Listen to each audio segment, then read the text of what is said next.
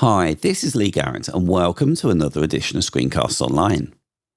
Today's video is going to look at something of a rarity nowadays, a utility application that gets a lot of love and maintenance. It provides great usage and is, for the most part, free to use. Now, Dropover is a shelf utility for macOS that allows you to stack files in one or more small shelves ready for pasting somewhere else later. And it's not just pasting somewhere else that you can carry out with this application. There's a lot of stuff that you can do with the files that you collect, and I'm looking forward to showing exactly what this utility can do. Right, this is Dropover on the Mac App Store. Now, I've just done a basic search for it so that you can see what to expect when you search for it yourself. There's a couple of results here, but it's the one on the left that we want, so I'll click. And sure enough, we normally see a small tagline indicating that the app includes some in-app purchases. There isn't one below this, although you can pay a one-off fee for a pro version of the app, and I'll show you shortly how to do this and what it gives you. The reviews that you can see are great. It's got a 4.9 rating, and if I come over here to click on the version history, as I record this, the last update was as recent as 2 weeks ago. However, it has received regular monthly updates, and quite a lot of new features have been added in that time. So it's certainly loved and cared for by its developer and worth a look in my opinion for sure. Now let's take a quick look at the developer's site. I'll come down here, open Safari, where I'm on the FAQ page for the app.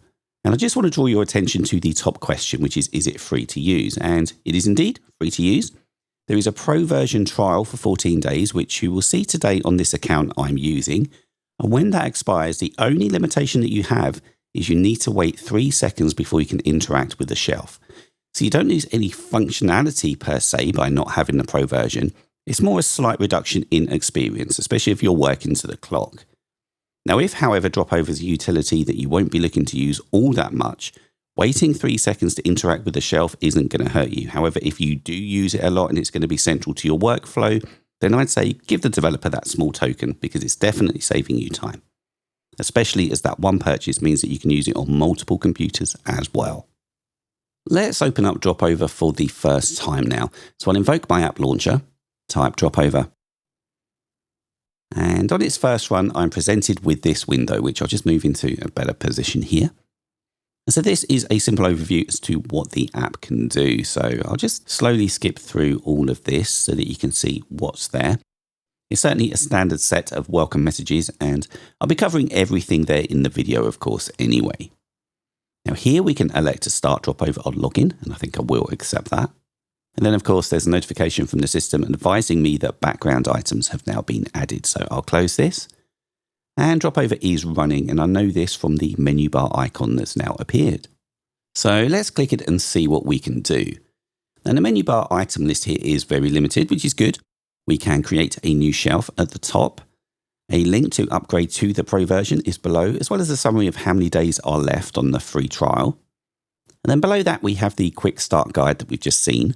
There's some developer information and a link to the preferences window as well. Now I'm going to click on New Shelf, and a small window appears, which is known as a shelf. And that is where we are going to drag and drop files into. Now, it doesn't have to be here in the top right-hand corner. I can move it around so that it sits anywhere. And it's always going to float on top of other windows that you have open, whether they're active or not. Now, let's add something to this shelf. I'll come down to the dock, click on Finder. And here I have a folder for this video called Dropover Video Source Files. So I'll expand that just to show that there are a lot of different types of files in here. We've got some images, we've got some PDFs, numbers and pages documents as well. Now let's put one on the shelf. I'll take this numbers one here, I think, and click and drag it across. And there it is, ready for me to do something with this later. It's just like I've parked it for easy reference whilst I look for other files perhaps that I'd like to add to it. Now by moving it to this shelf, it's not created a copy of it, it's created an alias to that source file, almost like a link. So anything that I do with this file will happen at the source. So to just confirm, let's collapse this. Then I'll come over to my shelf, click on this little drop down here. And this shows the contents of the shelf, which is of course very useful when you've got lots of multiple files in here. But now if I click Reveal in Finder, a new window opens that shows me exactly where this source file is. Now this is important. So I'll just close this window and then come over here to the shelf and drag it across into this empty folder here. The shelf has disappeared because I've carried out an action on it now, and that's a default setting that can be changed in preferences. We'll look at that later. But now if I expand this, the file is indeed there. However, if I now open the source folder, the file's gone. And that's because we moved it. We parked it on the shelf and then moved it to another folder. Now, if you don't want to move the file, you can, of course, copy it. Now, I'm just going to pause and reset things back to how they were, and then we'll look at how to copy documents. Okay, the files are back where they were. Now, I'm going to add the source file to a shelf again, but you'll see I don't have a shelf there at the moment, and that's because whilst you can create a new shelf from the menu bar, it's not necessarily the best way to do it, and I want to show you what I think is the best way to do it. Simply click on the file and then shake the cursor. A new shelf is created for you to drop the file onto. Pretty cool. I'll just move that back over here, and I'll click on it to drag it, but this time I'm going to press the Option key as I move the file so that you can see the little plus button. Then I'll drop it into place. And there we are. Now we have 2 copies of the file rather than 1. Now if I want to delete that file from the shelf now that it's been copied, I can double click on the file here to open up the list of files in the shelf, then select it and press delete. And the shelf is empty once more. Now I'm just going to add another file into this shelf here now. So one of these Mac Stories newsletters will be a good PDF to put in. And let's throw another one in there. So now we have more than one file in. And in fact, let's pop a third one in there now as well. There it is. So we can see we have a nice stack of files there in the shelf. And the premise for moving or copying is exactly the same for multiple files as it is for singular ones. So I can drag them all. And if I was to let go of the mouse button now, they would move into the new location. I'll just put them back though, because I'm going to copy these. Now, I could, of course, press the Option key, as we did earlier, as I drag. However, that isn't the only way to copy files. If I click on these ellipses here, which are the shelf actions, then towards the bottom here, we have an option to copy the 3 documents. So I'll click this, and we can see a small window indicating that the files have been copied to the clipboard. So I can now click in Finder, and I'll press Command and V to copy. In fact, that was silly pressing Command and V, because when I do that, it's only going to copy them into the folder that I'm actually currently sitting in Finder. I should have right-clicked on the Drop 'em Here folder and pasted that way. Anyhow, doesn't matter. You can see how that works. It's certainly an alternative way to copy the files. And indeed, if you feel that you're always going to be copying and never moving them, then you can change the default behavior when you drag. So if I click on the menu bar icon, come down to Preferences, and in Preferences, I'll click on Advanced. And you can check the option Always Copy to Destination. And this means that when you just drag normally, it will always copy and not move. I'm going to leave it unchecked though. And then close this Preferences window. Now, if you want to close the shelves but bring them back exactly as they were later on, then that's very easy to do. I'll click on the top left-hand corner of the shelf here to close it. Then I'll come up to the menu bar icon, come down to Recent Shelves. And that shelf that we just closed is here, so I'll select it. And it reappears exactly as it was when it was closed. Indeed, if I click on the drop down here, there are all the files. Now, as well as creating a new shelf from the menu bar menu and shaking the cursor, there's another way as well. So let's take this image file here. This is Simba looking pretty dapper on his birthday. Now, if I take this and drag it up to the menu bar icon, just float it over the top and let go when I see the plus button, there's a new shelf with that image file in there. So we have 2 shelves on the go now, and I can add files to them as I like. And it's not just image or text files that can be added to these shelves. If I come down to the dock, open Safari here, I could come up to the address bar and then drag this URL across into a shelf. And if I click the drop down, we can see it there on the far left. And you can also grab text snippets from anywhere as well and pop them in. So I'll just take a portion of this URL now to show. There it is. But if I drag that across into the shelf, then come down and click to see what's there, we can see it's created a text file ready to be actioned later. So I'll press space to just do a quick look. And there indeed is that text that we've just dragged. Now, if you find yourself working with multiple shelves or the same type of shelf repeatedly, it's a good idea to customize them so that you don't have any friction when it comes to knowing which shelf you'd like to add content to. Now, customizing shelves is easy in Dropover. I'm just going to quickly create some shelves here now, just to show how fast we can do this. So I'll select these image files, drop them on the menu bar and pop them in. Then these numbers documents here. I'll shake and then add those. Next, I'll take these pages files, give them a shake, then add those and move that one to the right. And then finally, with these PDF files, I'll do exactly the same. So there we have 4 shelves with different file types. However, they all look the same currently. So let's change that up a little bit. I'll click on the drop down for this top one here. And just before we customize it, I will point out that you don't have to have this grid view for showing files. You can switch it up to a list view here. However, I'll come over to the left and click on this settings cog where I can give the shelf a name. So I'll call this Simba Photos. And this is great when I come to close it and need to reopen it later, because it's going to be a lot clearer in the menu which shelf I actually want to reopen. And next, I can choose a color. Let's do this green here. Now, it doesn't look like it's done much or anything. However, if I click this checkbox here, we can see a small indicator at the top now in green. So I'll click away and our shelf is customized. Let's do the same with the next one. I'll click the drop down, come across to the cog. I'll check to show the indicator and give it a color. So we'll make it purple and then give this one a name. So this one will be numbers documents. Now I'll pause whilst I quickly name the others. Okay, we can see the different colors on all of those shelves now. So I'll close them one by one. And then come up to the menu bar icon so I can reopen them. So I'll come down to recent shelves. Now we can see the top 4 here that I've just closed now have proper names, whereas the 2 at the very bottom are called 3 documents and 4 files, which is not very intuitive. So I'll just pause again quickly and add them all back in.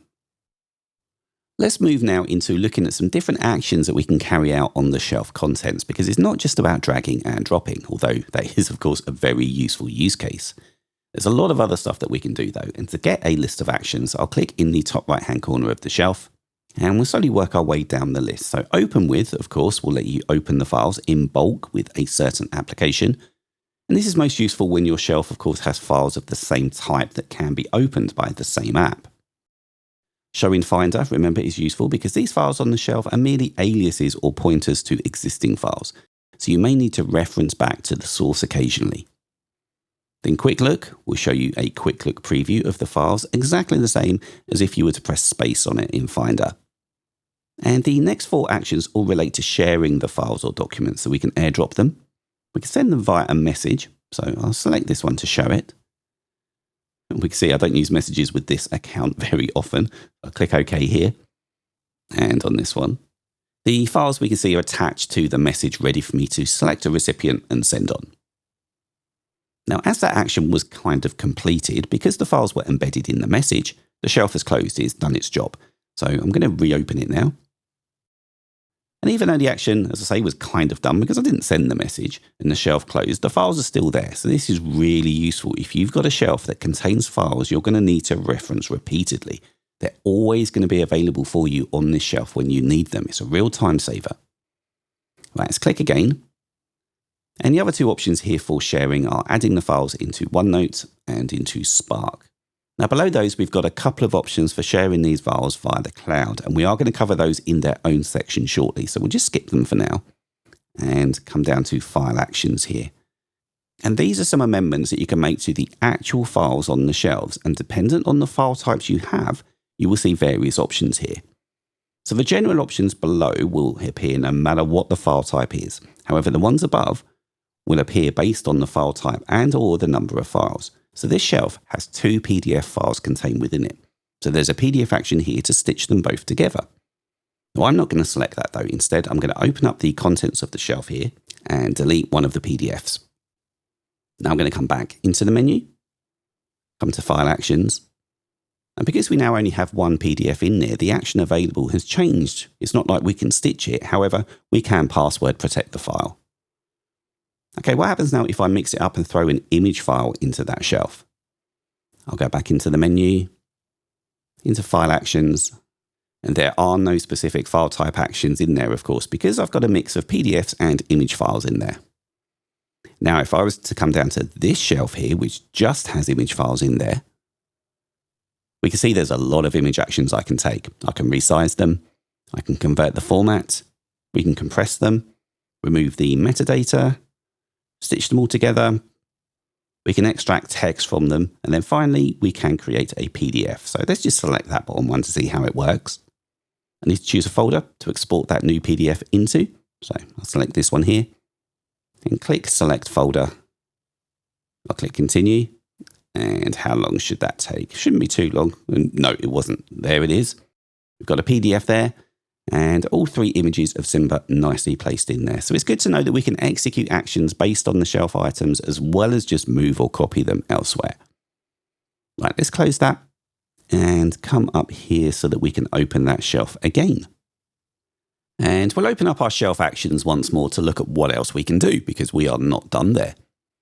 And this time, let's look at some more of the general actions that we can carry out. So these will appear regardless of the file type or number of files that are there.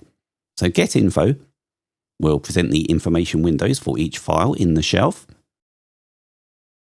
Then if we go back in, oh, whoops, wrong button. Right, that's better. Let's come back down to file actions. We have the ability to batch rename the files. Now this, of course, doesn't have the extensive ability that other dedicated renaming apps can provide, but there's certainly enough. Now at the top, you can define what the file name format or structure should be. Then you can see an example of how it will look at the bottom. So I could change the name up here to Simba. Then the placeholder to the right is for a counter, which of course will just increment numbers, but I can click and delete this if I don't want that. Now there are other placeholders here. So date, for example, we'll put the long date and time of the file in there. I'll just remove that.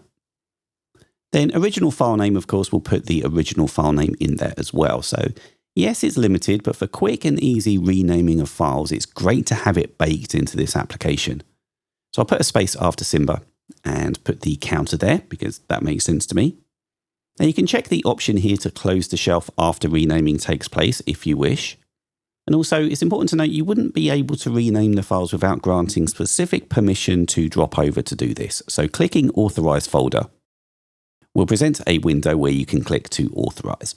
Right, I'll cancel to come out because I don't need to rename these right now. Then to the right of the custom format option here, you can do just a simple replacement of text. So type in the text in the file names that you wish to find. So I'll type IMG. And we can see in the example below that IMG has been removed because it's currently going to be replaced with just a blank string of text. But if I type Simba in here, the example now shows us what we will see. In fact, if we click on Preview, that's going to show us how all of the files on the shelf will be renamed. Okay, let's cancel out of here and come across and into our file actions once more. So below batch rename, we can create a zip archive. We can copy the path to the files, as well as, of course, copy or move the files to another location, as we've already seen. And then finally, at the bottom, they can be sent to the trash. Then, just to close off the shelf actions, below file actions there, we can add items to the shelf that are currently pasted to the system clipboard. We can copy them or clear them from the shelf. Now, if you want the shelves to be readily accessible, but not necessarily sitting there fully on the screen, you can dock them to the edge of the screen. And we can see there it's now sitting on the edge. And if I do the same with this one here, and this shelf there, and then finally the one above, all of the shelves are now collapsed and hidden. And all I need to do when I need one is click on the chevron arrow to expand it. Time now to take a look at creating shared links with Dropover. And there are 2 core mechanisms built into the app that allow us to do this. So I'm going to take this top shelf here and click on the actions, where we'll cover the 2 remaining actions that we skipped over earlier. So we've got the Dropover link and the iCloud link. So let's look at creating a Dropover link first of all. This is going to upload the content to a shared link where anyone that you send the link to will be able to download. So I'll give it a title first of all, Simba Photos. And I also have the option of giving it a password. So I'll type one in here. Next, we need to define how long this link will be open for. So I'll click. And I can choose from as short as 10 minutes all the way up to an unlimited expiry date. Then, what is the link going to be? Is it going to be a link to a web page that will show the files? Will it be a direct download or a direct link? So we will show a couple of these in this demo. Firstly, the web page. Now, finally, do we want a short truncated link or generate a long one? So let's click that, see what the long one looks like, and then share. The files are now uploading and I can see that the link has been copied to the clipboard.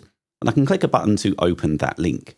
There is also a share button here to allow me to send the link to other applications, but I'll click open link and the URL opens here at dropover.cloud, and there is the long link in detail there. Now, because I set a password, I need to enter that here, then submit. And there are my documents in there. It does look like I uploaded the PDF and image file rather than the actual list of Simba photos, but no matter.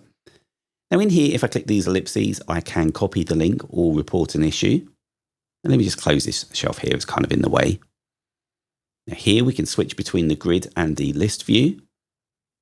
And I can see up here the link will expire in 3 days. Now if I want to download the files, I can just click on the arrows that are beneath each one.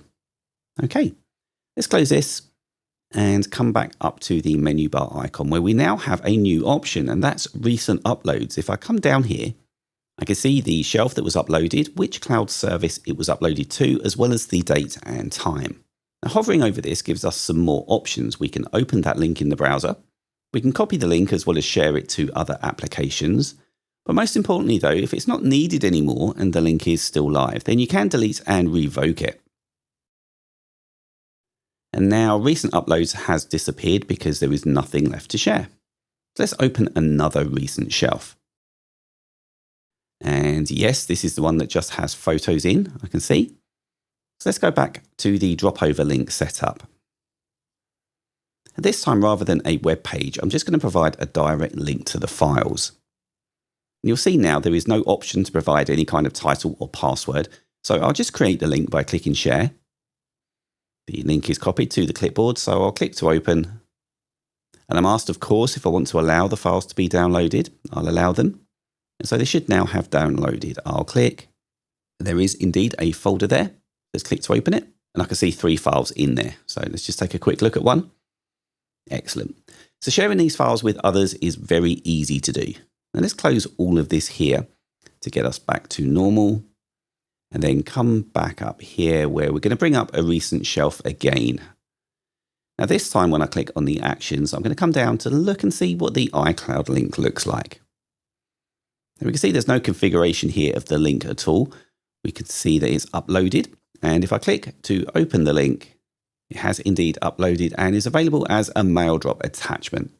There's a link here to download it to your device as well. And underneath these ellipses over here, what's under here? It's just a link to the user guide for iCloud, so not important for here at all, but you can tell I haven't clicked that before. It's a very good manual though. Recommend you check it out. Let's close that and come back up to the menu bar.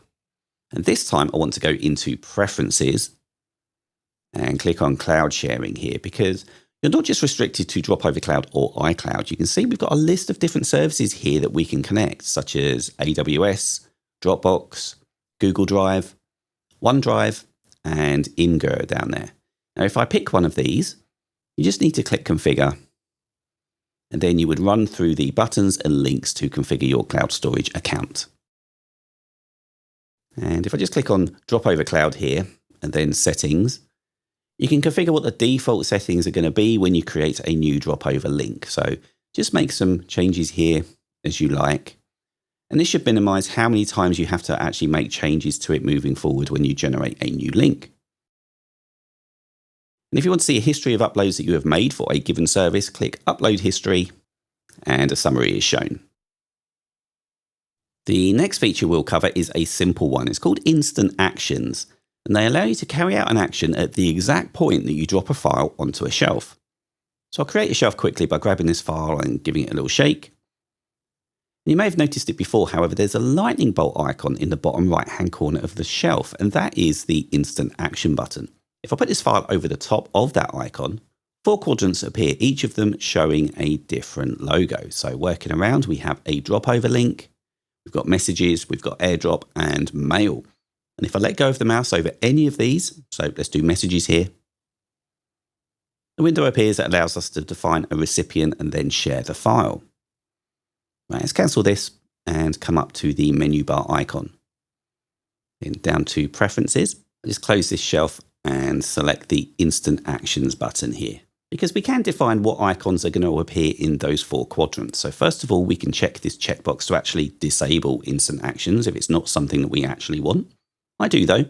Then next we can click on one, and in the resulting window, select what you would like to appear. So I'll swap AirDrop for shortcuts here. Now, other options we have are iCloud link, for example, instead of Dropover. And then if you were to create any more connected storage systems, then you'd be able to have those connected here as well. Then below that, we have some image actions that we can carry out, as well as some other actions as well. So if you find yourself renaming files quite often, why not always have it appearing in the instant actions section here? Let's just check that that works. I'll close this. Pick a file, shake to create a shelf, then hover it over the instant actions. Drop it over rename. And there is a quick and easy rename window for sorting this file with a new name, which I will do now. And we're done. Happy days. Now, automation is a great thing, and there's even a degree of automation included within Dropover. You can nominate a folder or series of folders to automatically create a shelf when files are dropped in them, if those files meet certain criteria. Now, these are known as watched folders. Now, I've got a folder here called Lilia Important Schoolwork, and whenever anything is put in there, I want it added to a shelf so that I can perhaps forward it somewhere, mark it review, anything really that you've already seen in this screencast. So to configure it as a watched folder, I'll come up to the menu bar, into Preferences, and select Watched Folders. The description of what they do is there. They are watched for file changes and will automatically show the added file into a shelf. So I click on Pick Folder. Let me find that file. It's in Documents, and there it is. I'll click Select Folder. And we can see it's now been added and appears in the list of folders on the left, and I can see the path to the folder on the right. Now, there's a couple of options in here. So the first one is to automatically include subfolders as well. So I'll check this. And a warning pops up just advising that this may impact performance to keep this up to date, but I'll continue. Then below that, you can elect to create a new shelf for each file that goes in. Now, you may want this, you may not. I don't think. Then below, we have the rules. Now, what criteria do the files need to meet to warrant being added to a shelf? So I'll click Add Rule down here.